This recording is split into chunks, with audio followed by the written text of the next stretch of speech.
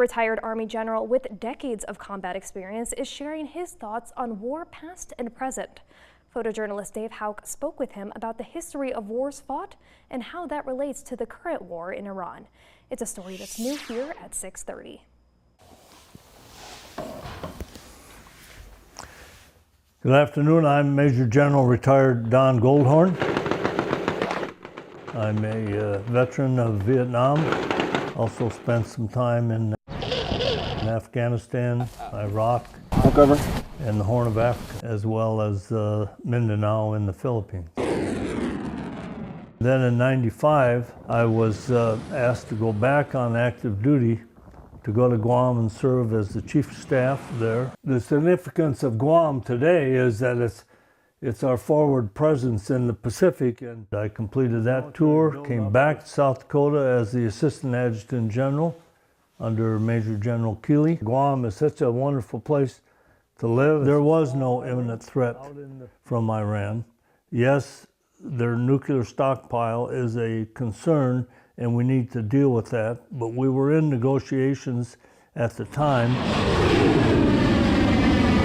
the war started to deal with that. And I think we could have waited longer period of time to see if we could have solved that in a peaceful manner rather than starting this war. Then I was called back to Guam to serve as the Adjutant General, and I served as the Adjutant General for the Guam National Guard for about 6 years. It's an old saying, it's easy to get into a war, but it's very difficult to get out of one. And we found that in Vietnam, we found that in Afghanistan and Iraq. We don't seem to learn our lessons from any of those experiences, and I'm very concerned what the exit strategy will be. Doubly concerned when the president starts talking about bombing civilian infrastructure, power plants, and desalinization. That's the question that I have in my mind. Their leadership is just rapidly going. Who do you believe? And that's a sad statement to make. With their leadership and the way they have treated the population, obviously, it's absolutely deplorable what has happened in Iran even before the invasion. Obviously, I would like to see a peaceful resolution to this war.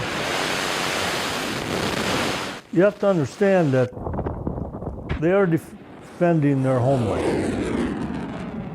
Right or wrong, we may be in for a longer fight than we really predicted to begin with, but it seems like it's just a domino effect that Venezuela, now Iran, and is Cuba going to be next? That's a question that in the minds of a lot of people, including me.